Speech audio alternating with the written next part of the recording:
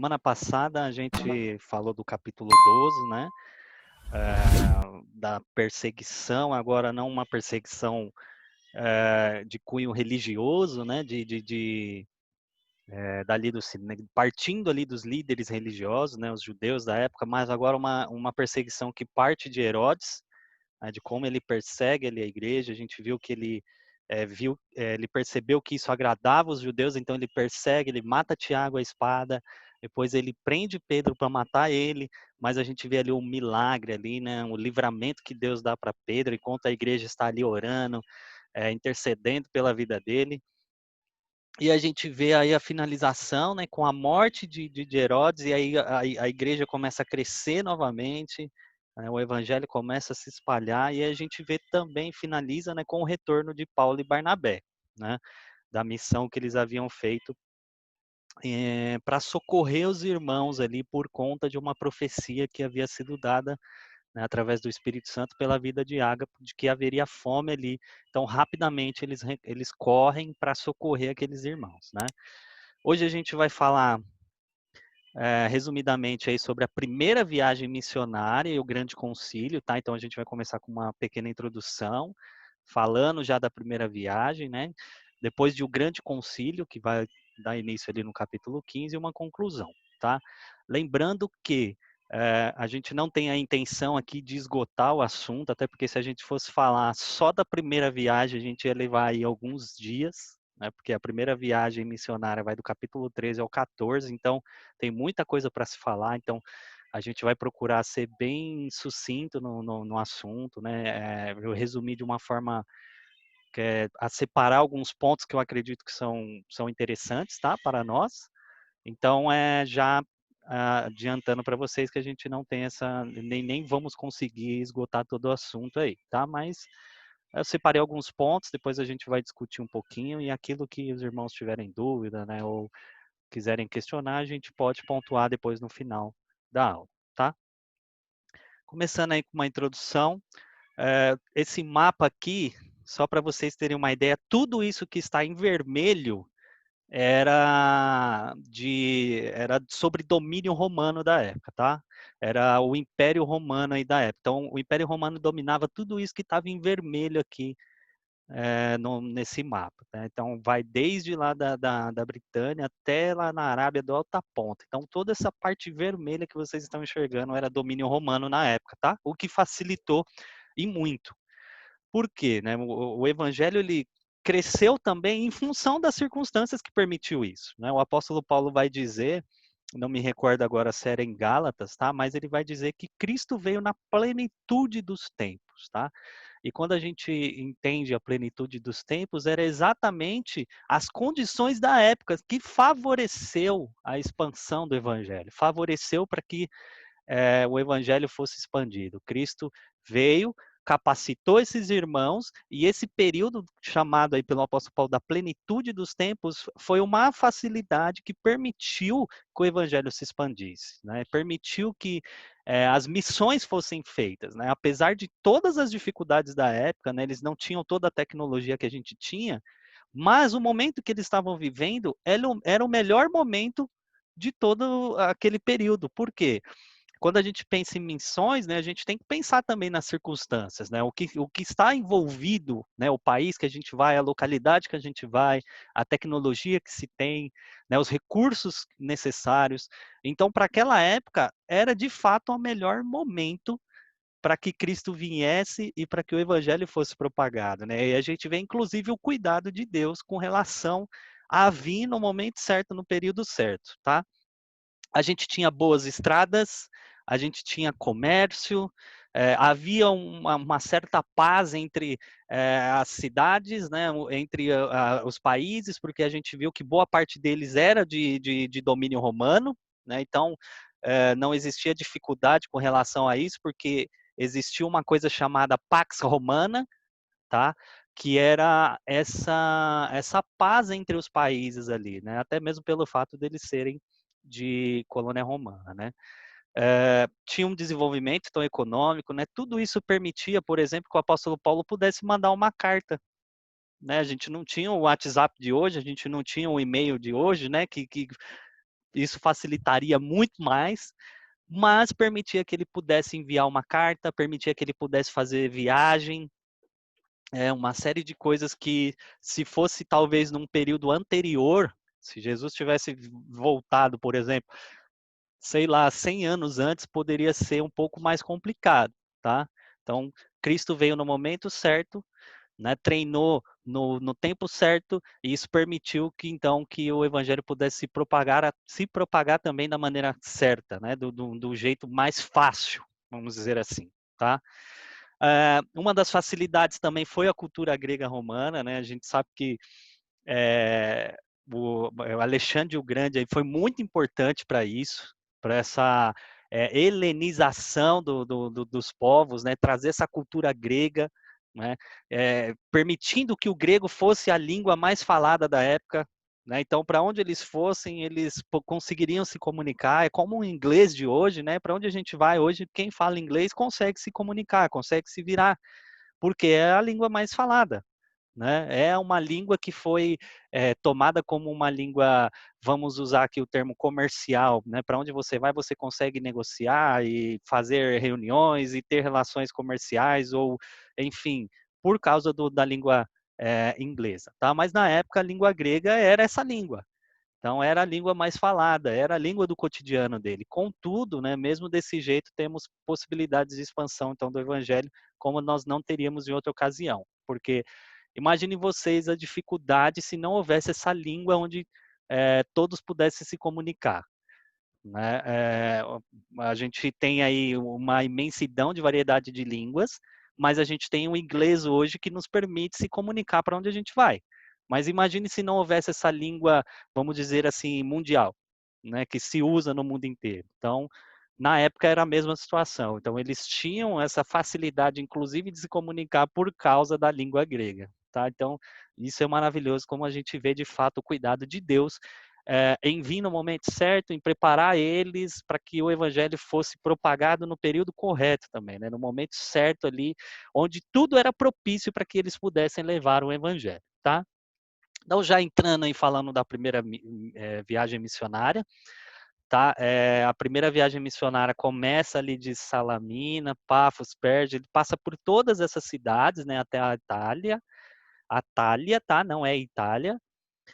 Esse período foi período de entre 47 e 48 depois de Cristo, tá? Demorou aí por volta de 1 ano para eles percorrer todas essas regiões, por mais que algumas delas fossem próximas, né? A gente sabe que mesmo com as facilidades de estradas que existiam naquele período, mas ainda assim se havia muitas dificuldades, né? Ainda tinha regiões difíceis, então tudo isso aí demorou cerca de 1 ano para ele percorrer todos esses lugares, né? E a gente sabe que algumas desses lugares eles ficaram um pouco mais, outras ficaram nem tanto assim, né? E cada necessidade que surgiu ali conforme eles foram propagando o evangelho, é, eles foram permanecendo ou não ali naquelas regiões, tá?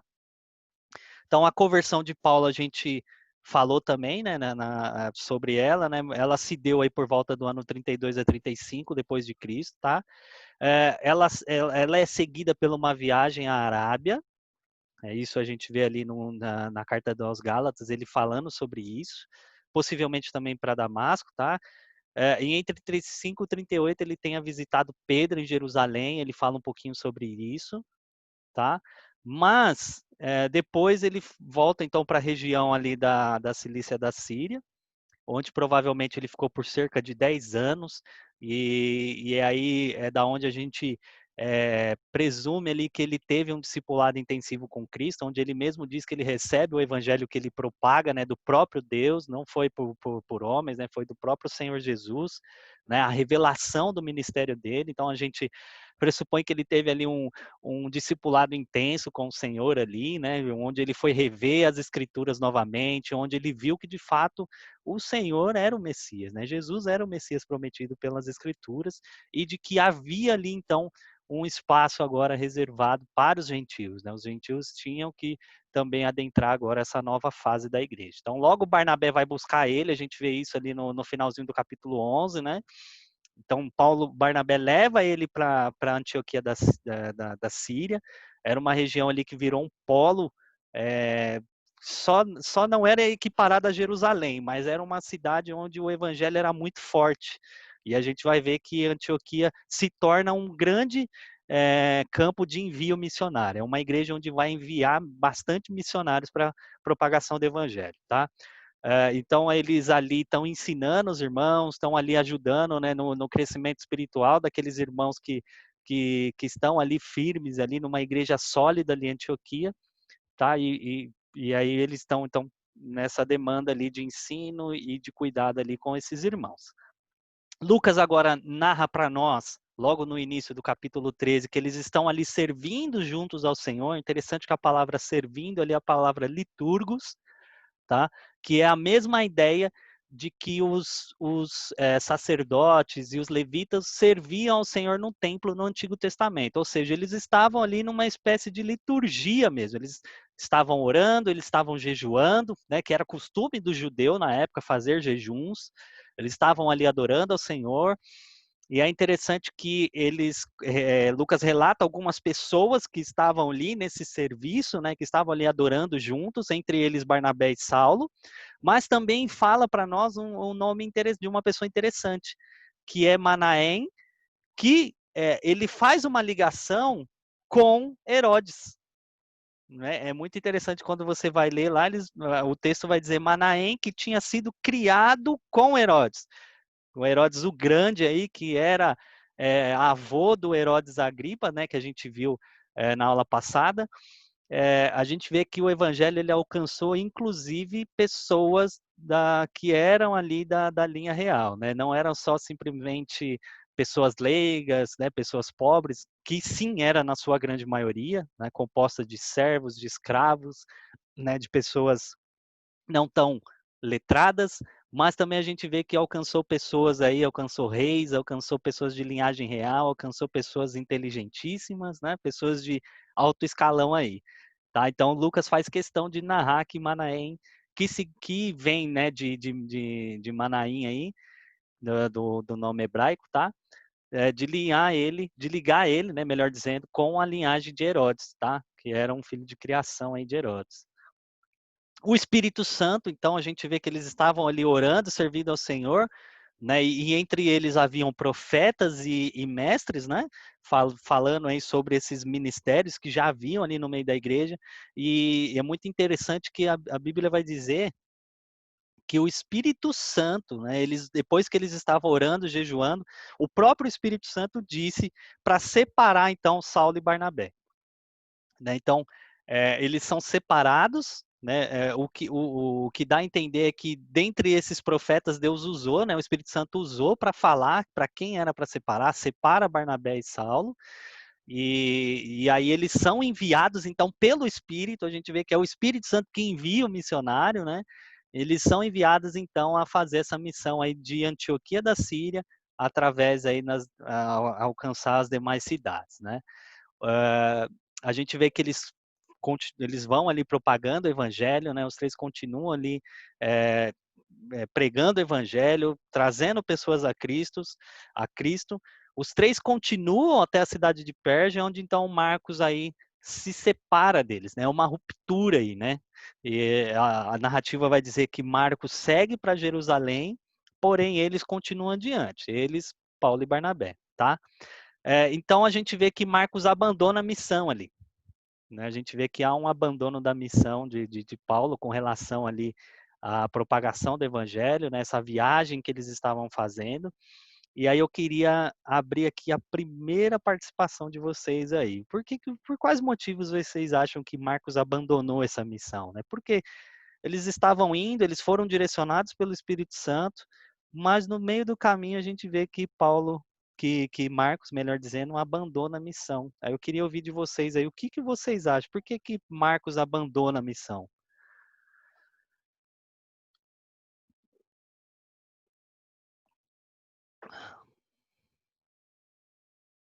Vamos lá, gente, pode abrir o microfone aí e participar.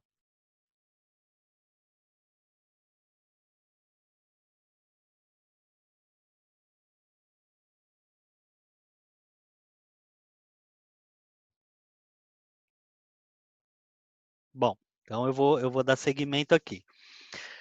A gente tem alguns motivos, tá, por que que ele abandona, mas antes disso eu queria dizer que, Lucas não menciona tão claro esse abandono de Marcos, mas é interessante que a palavra grega que ele usa para afastar dele, para Marcos ter deixado eles, é a mesma palavra utilizada para desertar ou abandonar, mostrando que, de fato, Marcos desertou da missão, né.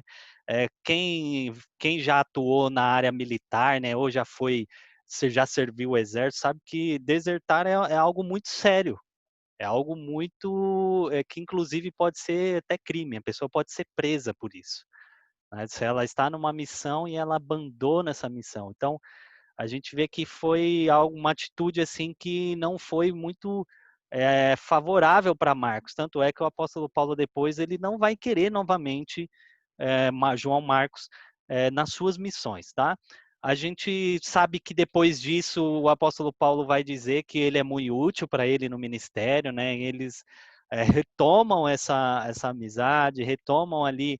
É, a gente vê que que eles novamente se unem, né, no ministério, e agora o apóstolo Paulo diz, inclusive, que ele é útil para ele, né? Mas a gente tem algumas possibilidades que foram levantadas no decorrer da história aí, né, do estudo aí, onde pessoas levantaram algumas das hipóteses, tá? Algumas delas são viáveis, outras talvez nem tanto, tá? Mas já quero deixar claro que são hipóteses, tá? Não, as escrituras não deixam claro os motivos, mas que podem talvez nos trazer clareza aí o porquê do abandono dele, tá?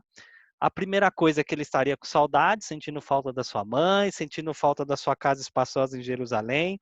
A gente sabe que a casa de João Marcos, né, o famoso cenáculo lá, era o cenáculo não, onde os irmãos se reuniam para orar, né, na onde os irmãos ali teve a experiência do Pentecoste, depois teve a experiência ali da oração e o livramento do apóstolo Pedro.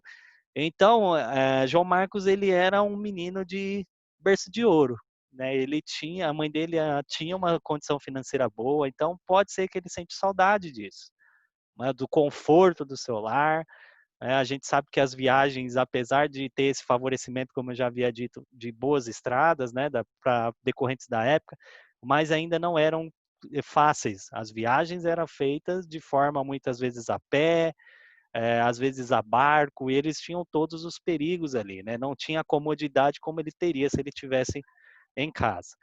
Uh, ele teria ficado ressentido, né, pelo fato de a gente vai ver que o capítulo inicia com a missão Barnabé e Saulo, e depois se torna Paulo e Barnabé, né? Agora Paulo então parece que assume a liderança das missões, né? E como Barnabé era sobrinho, né, ou melhor dizendo, primo de Barnabé, a gente vai ver que parece que ele fica ressentido com isso, parece que não agradou muito ele. Puxa, meu primo perdeu a liderança da missão, então isso deixou ele ressentido, ele pode ter voltado, tá? É uma das hipóteses também. É, alguns vão dizer que o fato dele ser judeu e ser ali fiel à igreja judaica, conservadora de Jerusalém, ele não concordava com a ousadia que Paulo pregava aos gentios, né, um método que Paulo estava adotando ali para ganhar os gentios para Jesus, então também é uma das possibilidades. Ele voltou para Jerusalém e provocou a oposição contra Paulo, né? A gente vai ver no capítulo 15, a gente vai falar sobre isso, que alguns judeus aí mais legalistas voltam e começa a provocar oposição contra a ministração que o apóstolo Paulo trazia acerca dos gentios, né? Porque eles não precisavam se circuncidar, que eles não precisavam aguardar a lei de Moisés.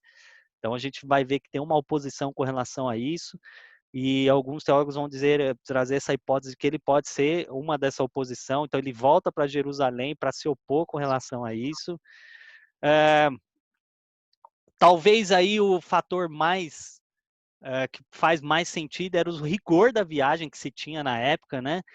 É, havia muito perigo, havia muito assaltantes e bandidos por meio desses caminhos, né? Não se tinha uma polícia como a gente tem hoje, não se tinha câmeras como a gente tem hoje. Então, eram viagens perigosas, né? Existiam piratas na época, salteadores que costumavam aí infestar essas regiões das quais o apóstolo Paulo e Barnabé estavam indo pregar o evangelho. Então isso poderia ter sido algo que trouxe um pouco de medo, de temor aí sobre a vida de Marcos, tá? E por causa disso, né, por ser um menino ainda inexperiente, era um jovem, não tinha tanta maturidade, então ele acabou voltando. E por último aí, porque Paulo estava doente, então Marcos achava que era imprudente essa determinação dele ir até o norte, passando pelas montanhas, tá?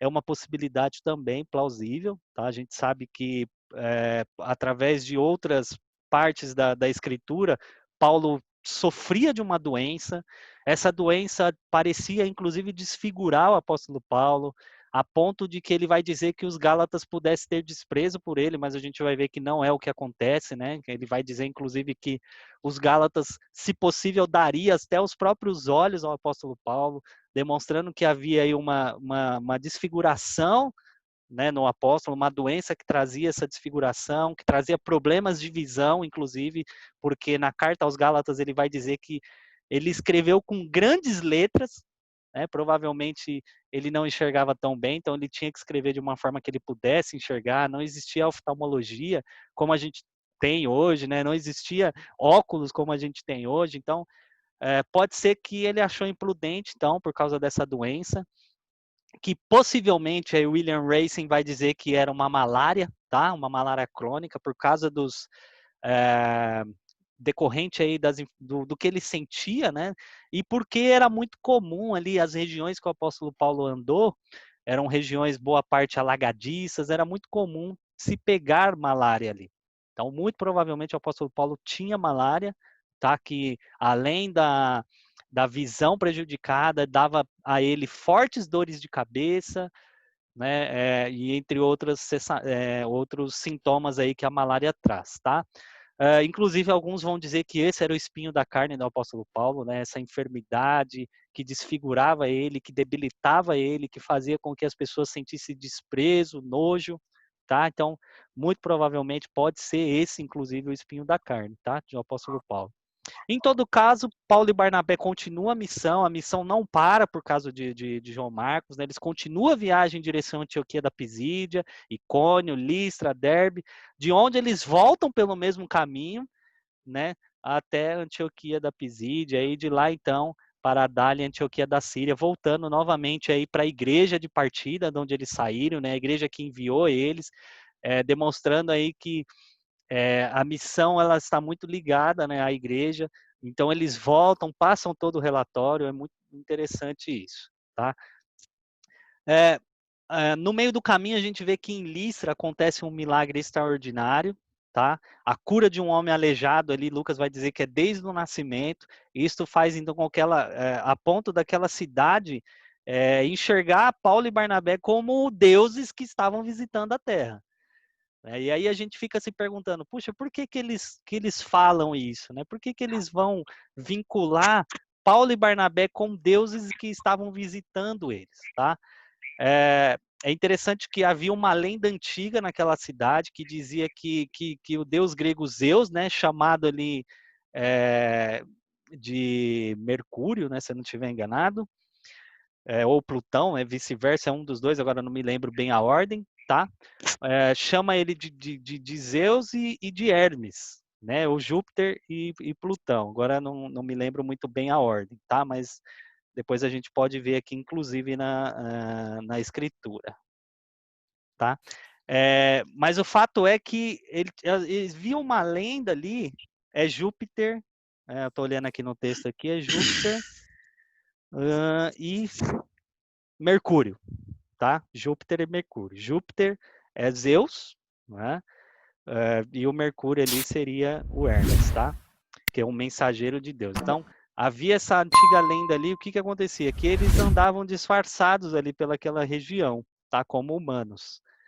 E o que aconteceu? De acordo com essa lenda que se existia ali em Listra, eles foram para o interior da Frígia para conhecer a hospitalidade do povo. Queremos saber como que o povo eles recebem as pessoas.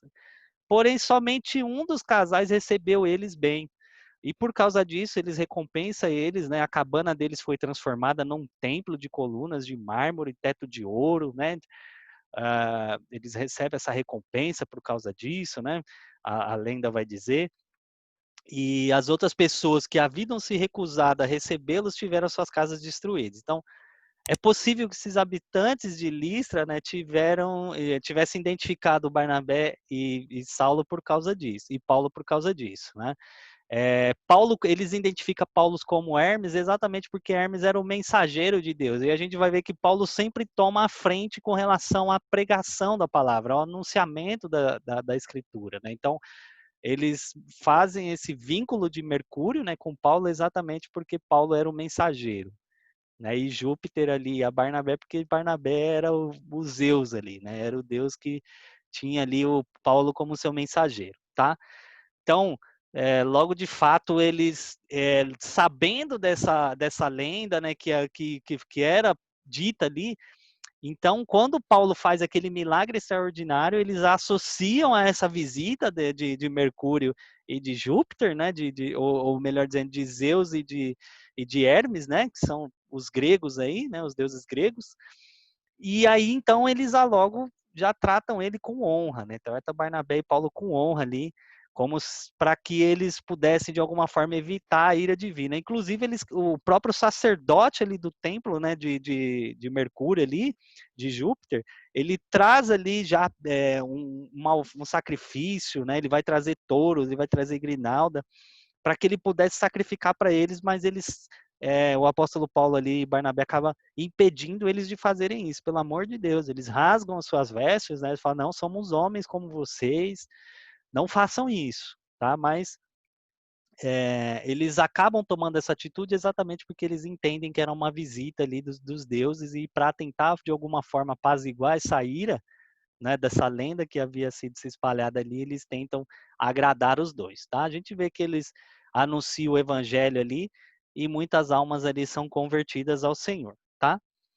Falando já sobre o grande concílio aí de Jerusalém, tá? Já caminhando aí, a gente vai ver que por causa da inclusão dos gentios, a Igreja de Jesus, né, foi que levou-se a ter esse primeiro grande concílio, né, chamado de grande concílio, que é uma reunião onde eles foram discutir, né, as relações entre crentes judeus e crentes gentios.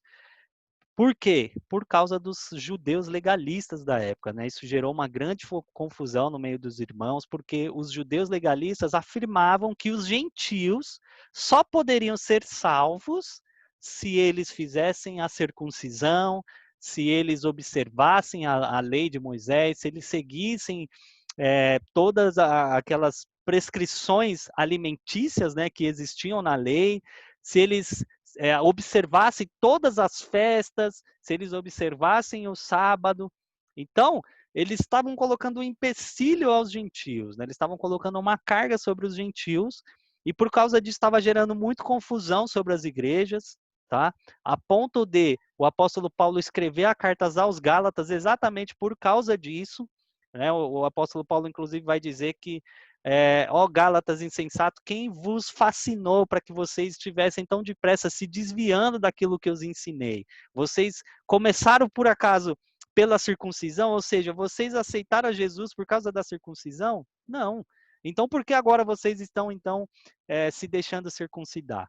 Para vocês entenderem a tamanha confusão que foi isso, né? Eles estavam pondo esse empecilho, e muitos daqueles irmãos que adentraram a fé através a fé cristã, pela graça de Deus, recebido somente pela fé, cuja as escrituras diziam que seria uma circuncisão que não seria mais feita por mãos humanas, mas uma circuncisão de coração. Agora, esses irmãos legalistas estavam levando esses crentes gentios a ideia de que eles só seriam salvos se eles observassem a lei.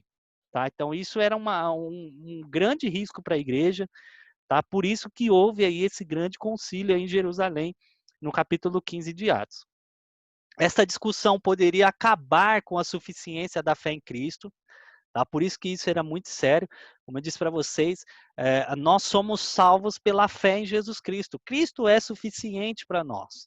Nós não precisamos fazer nenhum ritual, tá? Nós não precisamos observar nenhuma das leis, não precisamos ficar fazendo sacrifício, porque Cristo é suficiente. Mas aqueles irmãos estavam pondo, então, esses empecilhos, e isso poderia pôr em risco essa fé em Jesus Cristo somente como confiança, né? Por conta disso, reuniu-se, então, os apóstolos, né? Os presbíteros também da igreja, para examinar e discutir esse problema. Porque, de fato, isso poderia trazer muitos problemas aí com relação à fé cristã, tá? Essa discussão passa por 3 pontos importantes, tá? Primeiro ponto, Pedro vai falar sobre o Pentecoste gentil, lembrando eles que Pedro ele foi o primeiro a experimentar, né, essa nova fé dos gentios, os gentios adentrando agora a fé cristã, né, a essa nova fase da igreja. E é interessante que o próprio Pedro, né, como a gente já viu no capítulo 12, ele vai dizer que ele não poderia impedir o agir de Deus na vida daqueles irmãos. E aqueles irmãos haviam sido salvos, haviam recebido o Espírito Santo, sem terem passado por circuncisão, sem terem passado por batismo, demonstrando que a fé em Jesus Cristo é suficiente para isso. Tá? Então, Pedro dá o seu testemunho, depois a gente vai ter o testemunho de Barnabé e Paulo, né? Ou seja, os próprios missionários ali, o que foram convocados ali, que foram comissionados a fazer a obra aos gentios, também dão seu parecer, demonstrando que os gentios estavam abraçando a fé, abraçando Jesus Cristo através da fé, pela graça, que eles estavam recebendo o dom do Espírito sem precisar fazer circuncisão, algo do tipo, e que as Escrituras apontavam para isso. E depois a gente vê a confirmação de Tiago com a palavra de Deus. Tá? Tiago vai fazer uma citação do Antigo Testamento, né? Ele vai citar Amós capítulo 9 ali para descrever que tudo isso que eles estavam falando já estava previsto nas Escrituras. Tá? Então, a gente vai ver que Tiago fecha esse assunto importante com a palavra de Deus, né? O que ela tem a dizer, né? Ok, a gente ouviu os irmãos, ouvimos as experiências, mas o que a palavra de Deus tem a nos dizer sobre isso? E isso fazia muito sentido, principalmente para os judeus. Eles já tinham plena certeza que a palavra de Deus, de fato, foi inspirada por homens, era a revelação de Deus, o desejo de Deus para a humanidade, era Deus se mostrando através das Escrituras, era Deus mostrando o seu plano ali. Então era muito importante o crivo das Escrituras, né? Demonstrando para nós aí que acima de qualquer opinião, acima de qualquer experiência, nós temos que fechar o assunto com o crivo das Escrituras. O que a palavra de Deus tem a dizer sobre isso? E, né, finalizando aí com a palavra de Deus, ele traz aí eles finalizam com 3 ordenanças aí, né, sobre os gentios. O que os gentios então tinham que fazer para quando eles adentrassem a igreja do Senhor, né? A gente sabe que a maior parte das pessoas nessa igreja era composta por judeus, então os gentios estavam abraçando a fé, mas eles concluem esse assunto dizendo, ó, a gente não vai pôr nenhuma carga, nenhum peso sobre os gentios, porque a gente sabe que a salvação é pela fé somente em Jesus, mas a gente tem 3 recomendações importantes para esses gentios, né? Então eles fecham o assunto com essas 3 ordenações aí importantes. A primeira delas era a contaminação dos ídolos, tá? Por que isso? Era muito comum entre os gentios, né, e o culto pagão que eles faziam, o envolvimento de sacrifício, de consagração de comida ou de objeto a ídolos. Tá? Então, eles precisavam de vez romper com isso. Tá? Se eles soubessem que determinado alimento, ou determinado objeto, ou determinada festa tinha a ver com uma consagração, com um oferecimento a ídolos, eles deveriam deixar de praticar isso, eles deveriam deixar de e se abster disso, por causa principalmente dos judeus, para não gerar escândalo, para não gerar essa divisão.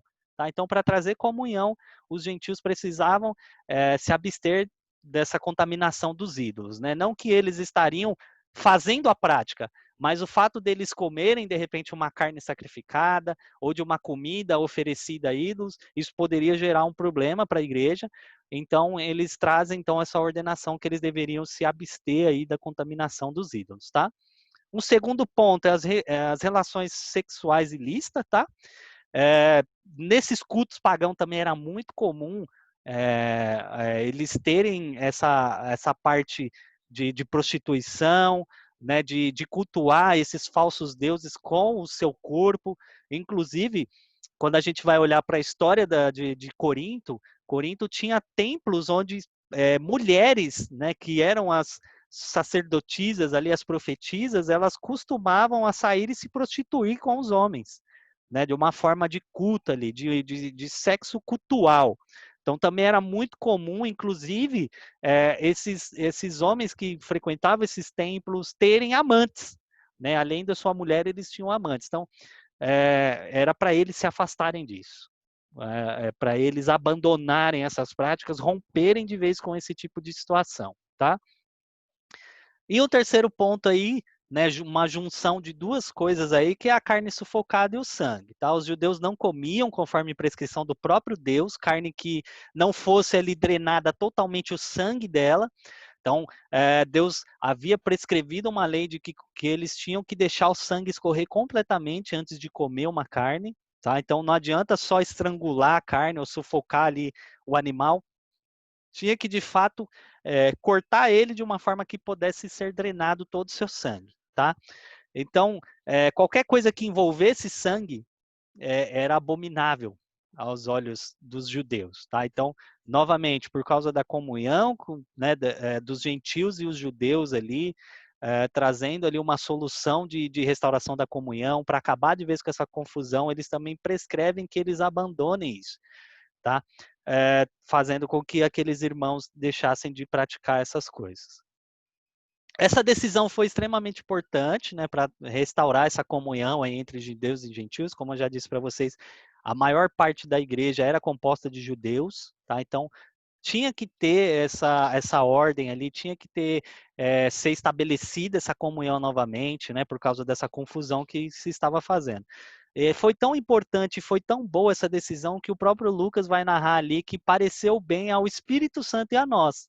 Né, os apóstolos ali, os presbíteros, a decisão que eles tiveram, eles compreenderam que foi uma decisão que agradou inclusive ao Espírito Santo. Tá? Isso também não só agradou aqueles que tomaram a decisão, né?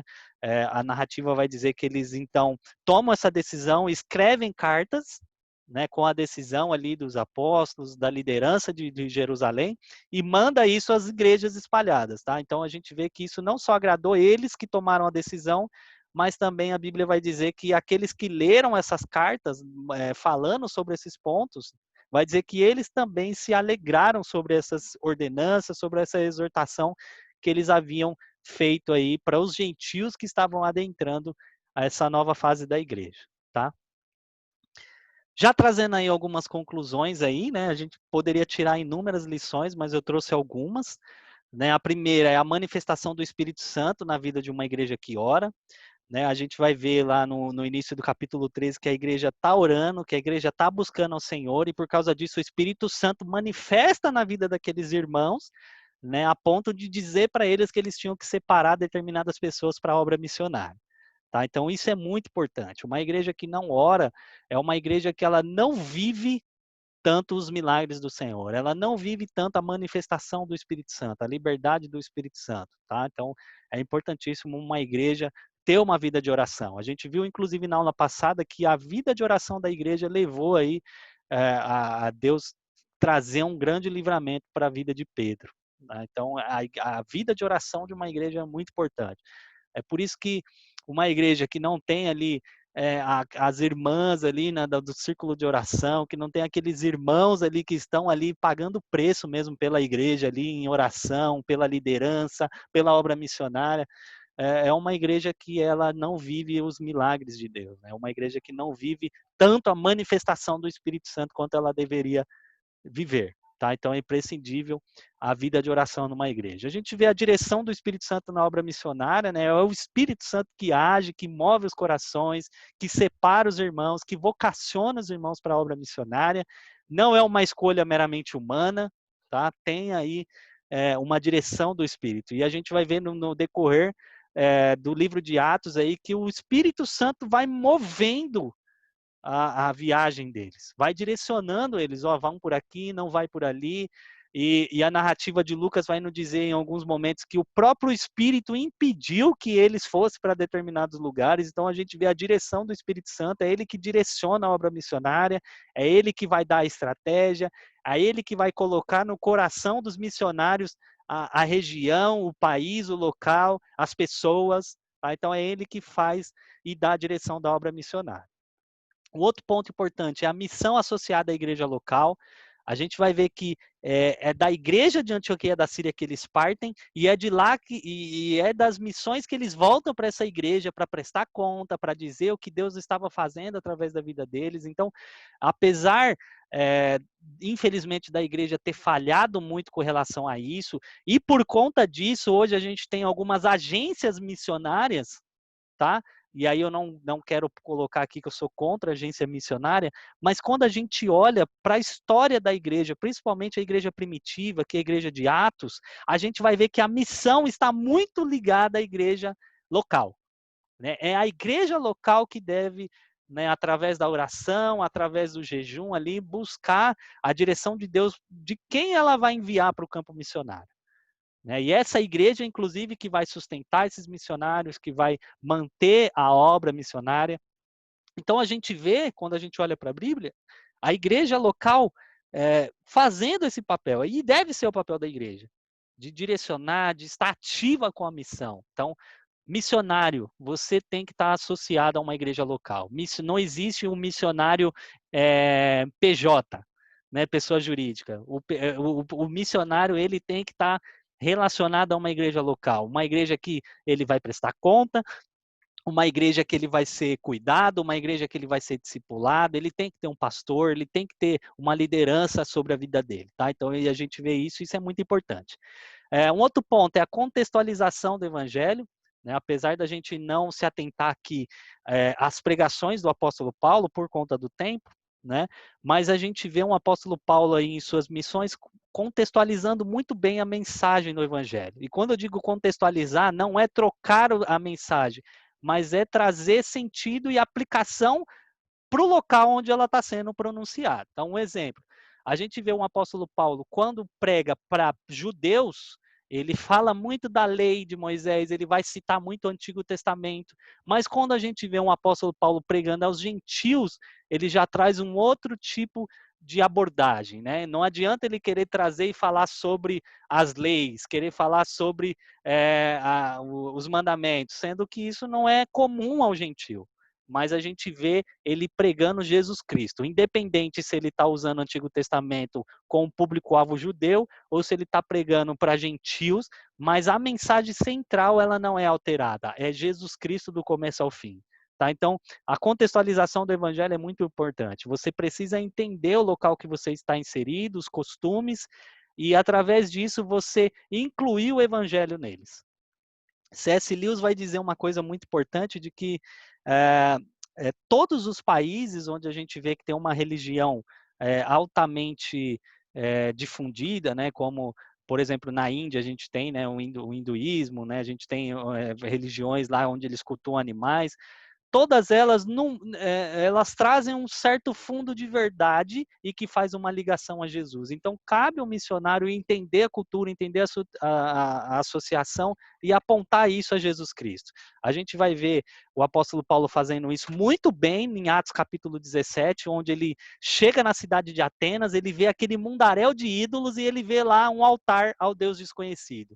E ele aponta falando, olha, eu vim pregar sobre esse Deus desconhecido. Até hoje vocês não tinham tanto conhecimento sobre ele, mas agora eu vim anunciar ele para vocês. Então, é esse tipo de contextualização que o missionário deve entender e ele deve buscar. Né? Ele precisa ter esse discernimento para contextualizar a mensagem do evangelho sem tirar a essência dela. Contextualização não é tirar a essência do evangelho, não é fazer um evangelho diferente. O evangelho é o mesmo para a criança, para o adulto, para o pagão, para o católico, para quem seja, mas é a gente trazer o contexto para cada uma das circunstâncias. Tá?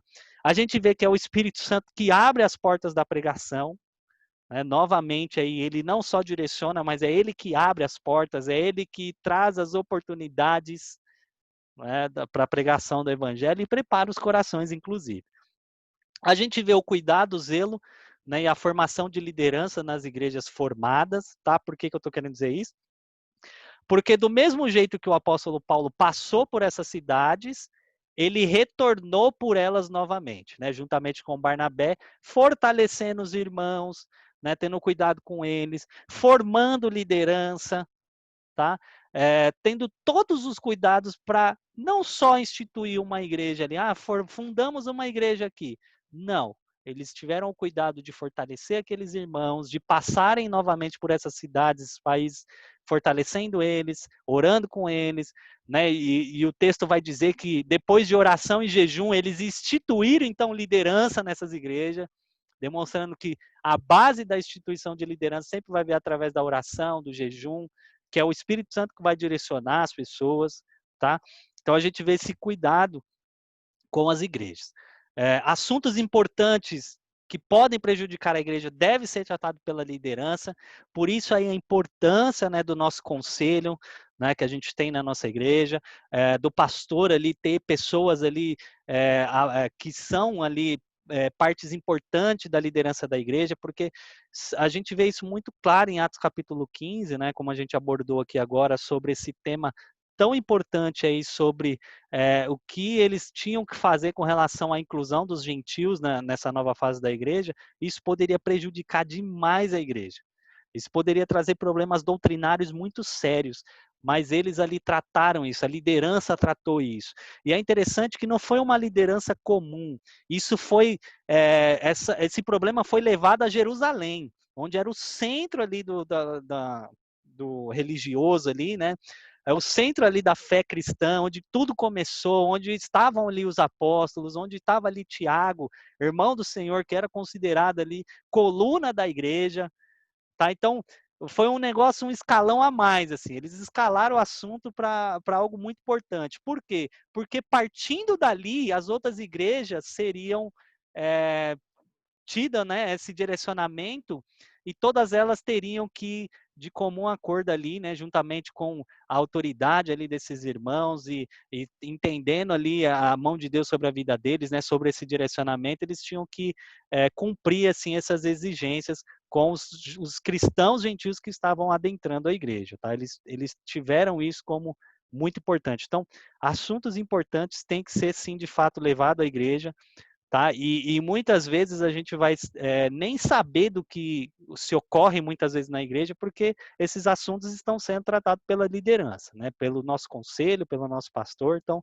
isso é muito importante. A gente tem que ter a compreensão disso, da importância da liderança da igreja, dos presbíteros da igreja, do pastor, né? Que vão tomar a frente aí dessas decisões, sejam doutrinárias, sejam decisões aí de cunho pessoal mesmo, mas que pode de alguma forma trazer que pode prejudicar aí o corpo de Cristo, que pode prejudicar a igreja, tá? O outro ponto é as experiências devem estar submetidas a palavras. A gente viu que, apesar do testemunho do apóstolo Pedro com relação aos gentios, e apesar do testemunho de Barnabé e de Paulo com relação à missão aí sobre os gentios, Tiago ele finaliza com uma decisão da palavra. Gente, as experiências, elas são importantes, elas fazem a gente crescer, tem mais comunhão com o Senhor, mas elas têm que estar debaixo da submissão da palavra. As experiências não podem sobrepor as escrituras. Eu não posso ter uma experiência com Deus, vamos dizer assim, mas essa experiência está completamente fora do que a palavra de Deus diz. Quando a gente olha para o decorrer da história, né, tanto da igreja quanto da história secular, a gente vai ver que muitas experiências levou pessoas a criarem novas religiões. Por exemplo, os muçulmanos, o Islã. O Islã foi criado porque Maomé supostamente se encontrou com o anjo e ali ele teve novas revelações. Olha que negócio perigoso.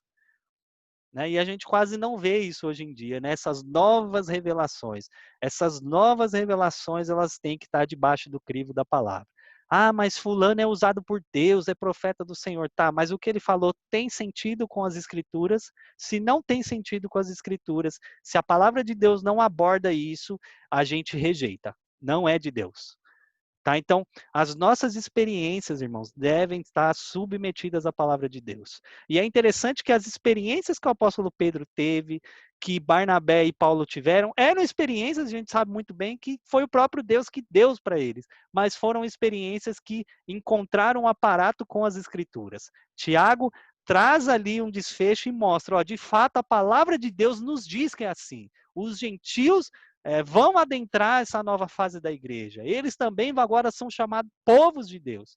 Mas esse crivo da palavra é extremamente importante. Tá? Então, meu irmão, saiba que a palavra de Deus ela está acima de qualquer experiência, ela está acima de qualquer nova revelação, porque é ela que determina a vontade de Deus para nós, é ela que vai dar o aval final, a palavra final. Por quê? Porque a gente não corre o risco de cometer erros, de cometer, criar novas heresias, criar novas religiões, falsas religiões, como a gente vê no decorrer da história, né? Não só o islamismo, mas o próprio adventismo, né? A gente vê também os próprios Testemunha de Jeová, todos eles, todas essas igrejas foram criadas com base em novas experiências, em novas revelações. Só que elas não foram submetidas ao crivo das escrituras. E esse é o perigo. Então, meu irmão, é muito importante e eu desejo que você tenha experiências, eu peço isso ao Senhor, mas as nossas experiências devem estar submetidas à palavra de Deus. Talvez esse é o ponto, acho que mais importante de tudo que a gente ouviu até agora. As nossas experiências têm que estar debaixo. Ela tem que ser o crivo, né? É, quando a gente vê a história do protestantismo, né, da reforma, um dos pontos, um dos pilares da reforma era o sola escritura, que significa somente a palavra de Deus. A gente rejeita qualquer outra experiência que não esteja submetida à palavra de Deus. A gente rejeita qualquer outro tipo de escrito, seja, ainda que seja feita pelo Papa, ainda que seja algo historicamente feito pelos irmãos, a gente rejeita se não tiver com as escrituras, né? E uma das grandes diferenças entre nós e a Igreja Católica é exatamente isso. A Igreja Católica tem a tradição como algo de pé de igualdade com a palavra de Deus. Então, eles têm muito essa questão da tradição. Não, mas é a tradição, os irmãos sempre fizeram assim. Ah, foi o Papa fulano de tal que escreveu, isso virou uma tradição dentro da igreja. E eles colocam isso de pé de igualdade com a palavra de Deus. E o protestantismo, a reforma protestante rejeitou isso, dizendo só a escritura, somente a palavra de Deus é a importância para nós. Ainda que a gente não tenha experiência nenhuma, meus irmãos, mas nós temos a palavra do Senhor, então nós temos tudo. Porque ela é o crivo para nós, né? É ela que nos orienta, nos dá a direção e que diz para nós qual é a vontade de Deus para mim e para a sua vida. E que diz para nós em que caminho nós devemos andar, tá? Então, esse é um ponto extremamente importante. Tá bom?